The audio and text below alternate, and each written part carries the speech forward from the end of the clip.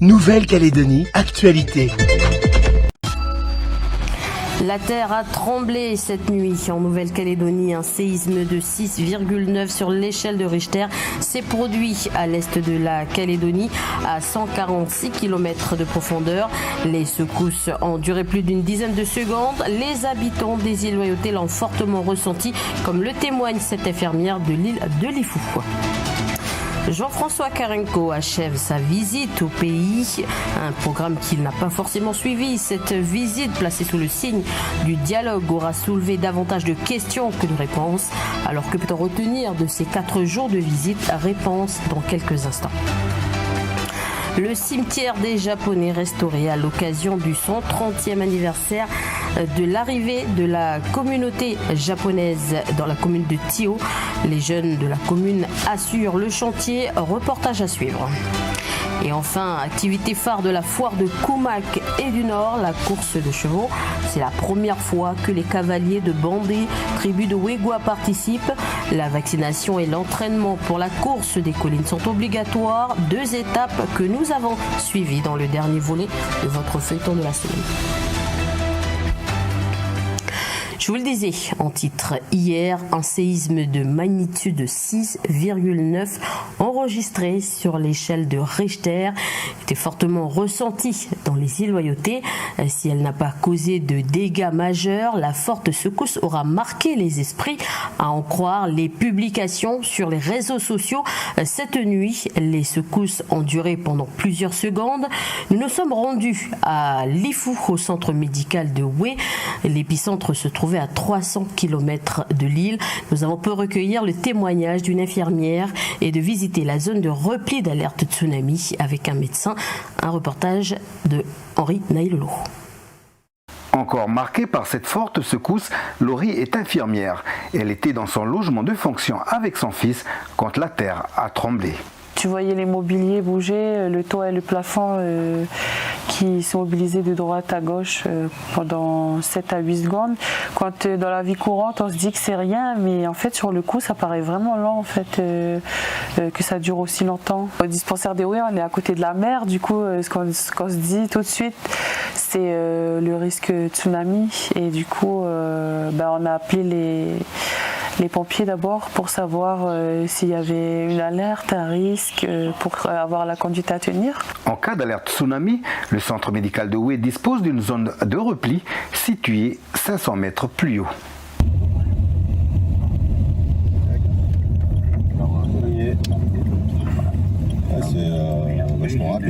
Là on est en face de la zone de repli tsunami. En cas d'alerte tsunami, où on est censé évacuer les patients qui sont hospitalisés au centre médical qui est à zone à risque de tsunami. Donc on peut évacuer les patients avec les ambulances et il y a tout ce qu'il faut à l'intérieur. On peut accueillir 2 personnes debout autant qu'on veut. Après, personne couchée, il y a au moins 3 lits disponibles.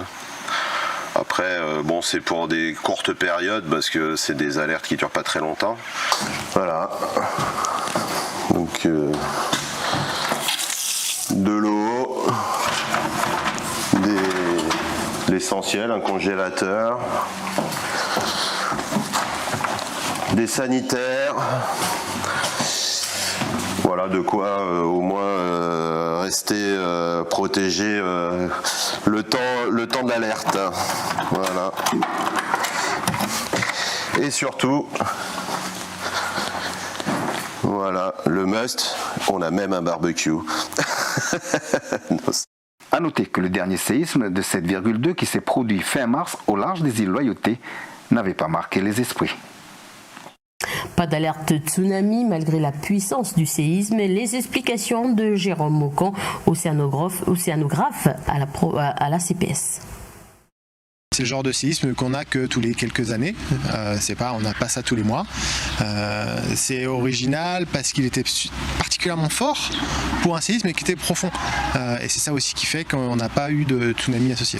Et hier, en quelques minutes, en fait, on avait déjà sur nos téléphones, sur nos SMS, les informations de ce séisme.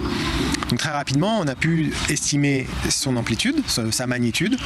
On a vu que c'était un fort séisme, on a vu où il était, mais aussi on a vu à quelle profondeur il était. Et ça a permis de rassurer tout de suite l'officier d'astreinte de la sécurité civile, parce que à cause de la grande profondeur, donc il était à plus de 140 km le séisme, à cause de sa grande profondeur, il n'a pas déplacé le fond marin, donc il n'a pas créé de tsunami, donc on pouvait être rassuré par rapport à l'absence de tsunami. Par contre, la population en général, tout le monde a ressenti ce séisme, et donc il y a eu des petites frayeurs, surtout sur les côtes. Voilà des propos recueillis par Océane d'Acuna. Politique à présent, 4e et dernière journée de visite ministérielle. Jean-François Carenco a continué ses échanges avec des personnalités de la société civile, les autorités religieuses et le Conseil des sages. Mais en parallèle, le ministre a multiplié les échanges avec les indépendantistes. En fin de matinée, il a donc chamboulé son programme pour se rendre sur la tombe de Raphaël Pidgeot à la tribune de la Conception, le temps d'un tête-à-tête avec Rocco Amiton. Dans l'après-midi, Jean-François Carenco devait recevoir les députés du Haut Commissariat, mais à la place, il a longuement échangé avec le bureau politique du FLNKS, une rencontre non programmée à laquelle la presse n'a pas été conviée. Pour l'heure, aucune information n'a été filtrée sur le contenu de ces échanges. Alors quel bilan faire de la visite ministérielle? Durant ces 4 jours, les déclarations du ministre auprès des différents acteurs calédoniens ont été pour le moins contradictoires. Cette visite placée sous le signe du dialogue aura soulevé davantage de questions que de réponses. Les précisions d'Audrey Poedy et de Michel Pamé. C'est une visite ministérielle qui a commencé fort. Lors de son passage sur notre plateau lundi soir, Jean-François Carenco a rapidement créé la polémique autour du référendum de projet. Qu'est-ce qu'il y aura un référendum de projet en 2023, comme l'ont réaffirmé les élus non indépendantistes hier? Dans mon esprit, je ne crois pas qu'il y ait un référendum de projet en juillet-septembre 2023. Et dire c'est comme ça, j'ai pas écouté tout le monde, je suis arrivé il y a 2 jours, j'ai encore un chemin à faire pour avoir entendu tout le monde. Non, il n'y aura pas de référendum de projet là, je sais pas qui l'a dit, je pense que... Le lendemain, retournement de situation. Mauvaise compréhension ou double interprétation, quoi qu'il en soit, cela a de quoi entretenir le flou, et notamment chez nos élus que Jean-François Carenco a rencontrés. Ce qu'on perçoit bien, c'est que l'année 2023, c'est l'année pour les discussions sérieuses. Donc, je crois pouvoir dire que c'est bien, parce qu'on sort de ce que pourrait être le diktat des calendriers, qui est quelque chose qui parfois nous font précipiter les discussions entre nous, alors qu'on a besoin de les poser, de bien en parler. Le ministre nous a confirmé qu'on est bien dans cette trajectoire-là. C'est-à-dire que le but, c'est bien de respecter ce qui a été annoncé, c'est-à-dire il faut à un moment trouver une solution et sans aller trop vite, parce qu'il ne faut pas confondre vitesse et précipitation, on voit bien qu'on n'a pas le temps de tergiverser avec la situation économique et sociale. Autre incompréhension, l'implication de Sonia Backès dans le dossier calédonien. Le ministre a affirmé que la présidente n'était en rien impliquée. Des propos contradictoires avec ceux tenus lors de sa visite à la province sud. Et même Backès ne s'occupe pas du dossier calédonien, c'est moi. Donc c'est ma réponse. Mais elle n'est pas là aujourd'hui. Attendez, elle est présidente de la province sud, c'est un truc, mais c'est moi qui, ici, via la demande du président de la République, de Gérald Darmanin, d'Elisabeth Borne, Madame Backès. Sur l'impartialité de l'État dans le dossier calédonien. Mais l'État, je n'ose pas dire... oui, elle n'est pas dans le dossier calédonien. Voilà. Et c'est aussi simple. D'ailleurs, elle n'est pas là. Et j'allais dire, c'est bien comme ça.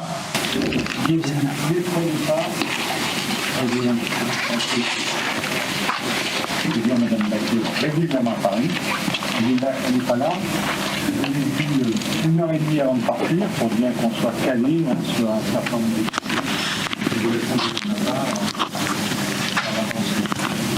Si l'objectif premier de la venue de Jean-François Carenco est de renouer le dialogue avec les indépendantistes, Si l'objectif premier de la venue de Jean-François Carenco est de renouer le dialogue, cette contradiction dans ses déclarations questionne, d'autant que de nombreuses interrogations restent pour l'heure en suspens. Y aura-t-il un prochain comité des partenaires? Si oui, quand? Où et avec qui? Qu'en est-il du référendum de projet en 2023? Jean-François Carenco doit rencontrer Emmanuel Macron le 23 septembre pour lui présenter le bilan de sa visite. Dans un tout autre registre, en bref, ce matin, 39 surveillants pénitentiaires sur 40 ont pu prêter serment au tribunal de Koné. Ils se sont ainsi engagés solennellement devant l'autorité compétente à dire la vérité et à remplir leur mission dans les règles concernant l'arrivée des prisonniers et le fonctionnement de la prison. Nous n'avons pas de précision sur ces informations. Culture, c'est la 4e édition des Francopholies. Après 2 ans d'absence, le festival signe son grand retour après la crise sanitaire. Cette année, les organisateurs ont décidé de valoriser les artistes locaux.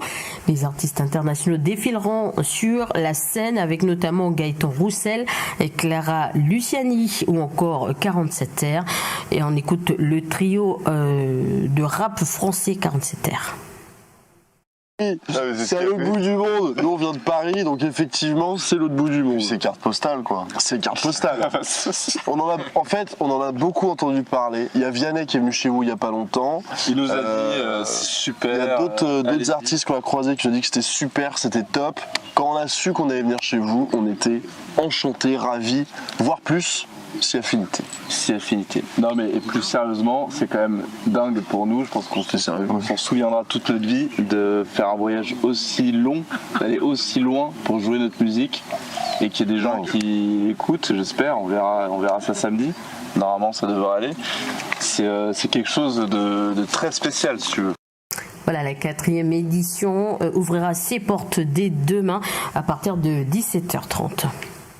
C'est avec une coutume d'ouverture que la seconde édition de Nouméa Women's Forum s'est ouverte ce jeudi matin dans les couloirs de la province sud.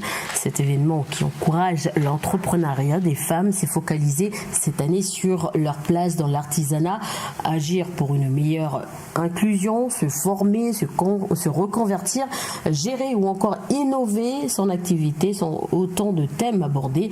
Naya Wateou, élue en charge du développement économique à l'origine de l'événement, et Cynthia Coindredi, directrice territoriale adjointe de l'association pour le droit à l'initiative économique, répondent aux questions de Maëlys Vézière. La thématique de l'artisanat est arrivée très vite comme un sujet à part entière, puisque c'est le premier secteur dans lequel les femmes se lancent en Calédonie lorsqu'elles souhaitent entreprendre. Et l'objectif phare, on va dire, de cette 2e édition, c'est vraiment de mettre en relation les porteurs de projets, les personnes qui ont des idées, avec des professionnels, on va dire, qui œuvrent dans ce secteur. Et c'était aussi ça la philosophie du Nouméa Women's Forum, c'est de montrer aux jeunes Calédoniennes qu'il y a des...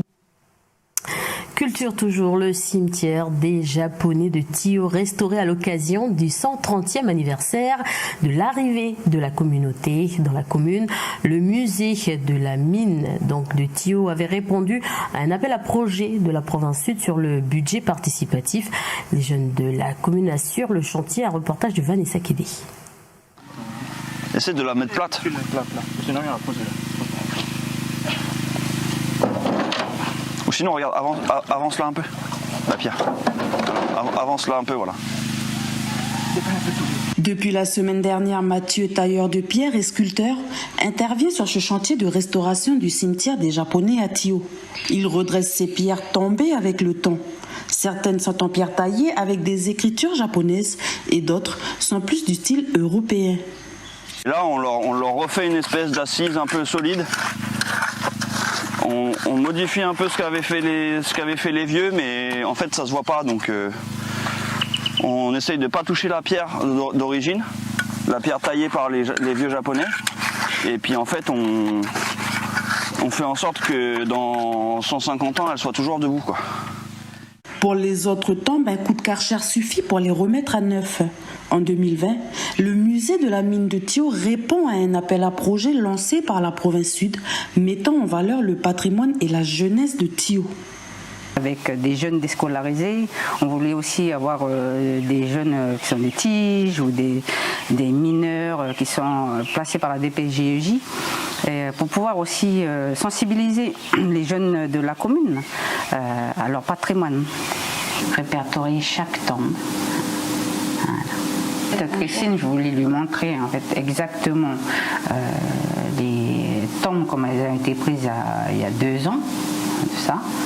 Ce qui va être important aussi pour Christine, c'est de savoir après cartographier, se dire bon voilà ce qui était à l'origine. À savoir que cette année, c'est également le 130e anniversaire de l'arrivée des Japonais à Tio. La mairie, comme la SLN, ont également participé à l'initiative en fournissant le matériel. Pour la commémoration, d'autres partenaires ont rejoint le projet. On travaille avec l'amicale des Japonais, avec la direction de la culture de la province sud, le gouvernement. Donc c'est l'histoire aussi du pays. Donc c'est pour ça que tous les partenaires en fait se sentent interpellés. Ces jeunes ont 1 mois pour finir ce chantier et la commémoration du 130e anniversaire est prévue pour le 25 novembre. Et toujours sur le patrimoine du pays, 27 statuettes retrouvent le bagne de l'île Nou. Philippe Collin, petit-fils du médecin militaire Léon Collin, fait don des œuvres achetées par son grand-père au déporté Gérard il y a 110 ans en présence d'élus et d'historiens de Nouvelle-Calédonie. Cette camelote est remise à l'association Témoignages d'un pays. Elles seront représentées au grand public lors du festival calédonien du 22 au 25 septembre prochain avant de prendre place dans l'enceinte du site historique du bagne de l'île Nou. Et pour finir, Eite Reva, le collier qui voyage, c'est l'exposition en cours de la galerie Artebello à Nouméa. Marie-Ange confectionne des parures en coquillage et en nacre. Elle nous partage 30 ans de passion pour cet art. Un portrait de Maïlis Vézir et Marie-Gwenaëlle Gouy. Originaire de Tahiti, Marie-Ange crée ses parures à la lumière du soleil tous les jours à son atelier au Vallon d'Or. Passionnée d'art manuel, elle s'est toujours sentie proche de la mer et de ses trésors. Et moi, depuis petite, j'ai toujours aimé les coquillages, ramasser des coquillages. J'en ai des tas et des tas de coquillages, je les amassais. Et jusqu'à un jour, je me suis dit, mais attends, pourquoi pas mettre en avant la beauté de ces coquillages par rapport à leur couleur, leur forme et tout. Et c'est ça qui m'a incité, pourquoi pas faire quelque chose dans des créations. Voilà. Elle a grandi à Nouméa et commence à travailler à l'âge de 16 ans en tant que monteuse en lunetterie. Dans son temps libre, elle apprend à tisser au crochet avec sa mère. Après plus de 20 ans de service, Marie-Ange associe son savoir-faire dans les activités minutieuses et sa passion pour les coquillages. Je n'ai pas pris de cours d'art, cours de dessin, c'est là. Des fois, je me mets à parler toute seule à l'atelier, que j'ai quelqu'un derrière. Non, pas ça, prends ça. Comme si que le coquillage il tombe, c'est comme si que c'est un signe, quoi. Et en fin de compte, oui, je pense que on a les Tupuna derrière, j'ai les Tupuna derrière moi. Marie-Ange garde un lien fort avec sa famille et l'utilise dans son art. Et mon papa, le seul mot qui m'est resté dans la tête, qui me disait toujours « Harimua », ça veut dire « va en avant ». C'est pour ça que le thème de mon exposition, c'est « Eite Reva », c'est le collier qui voyage. Mais le voyage n'est pas terminé. Passionnés et curieux ont jusqu'au 22 septembre pour admirer les créations. Voilà ce qu'on pouvait dire sur l'actualité culturelle du pays. Passons à présent à votre feuilleton, activité phare de la foire de Koumaké du Nord, la course de chevaux. C'est la première fois que les cavaliers de Bandé de la tribu de Wegwa participent. La vaccination et l'entraînement pour la course des collines sont obligatoires. 2 étapes que nous avons suivies dans ce dernier volet. Un reportage de Natacha Obi.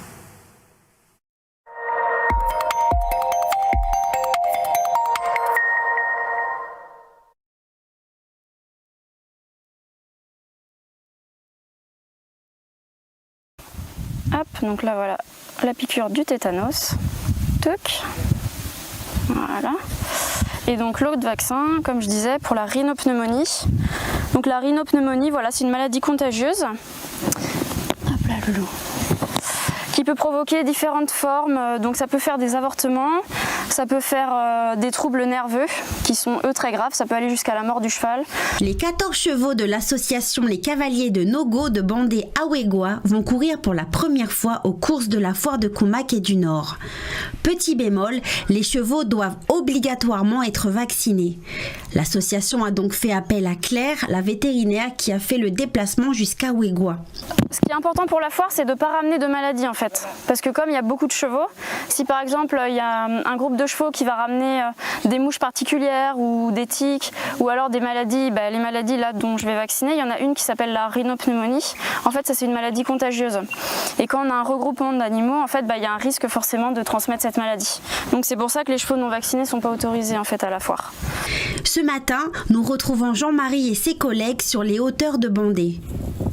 Objectif, entraîner leurs chevaux à courir en pente et en descente. Ceci pour mieux les préparer à la typique course aux collines. Cette course est la seule du territoire à se faire sur des dénivelés. On va travailler voir l'appui du cheval et surtout freiner. Déjà de les habituer à courir ensemble. Parce que comme celui-là, les deux autres là-bas, ils ne connaissent pas. On vient de terminer une dressée. Et des fois, ils vont vouloir tirer. Je ne sais pas comment on dit en français. 1, 2, 3.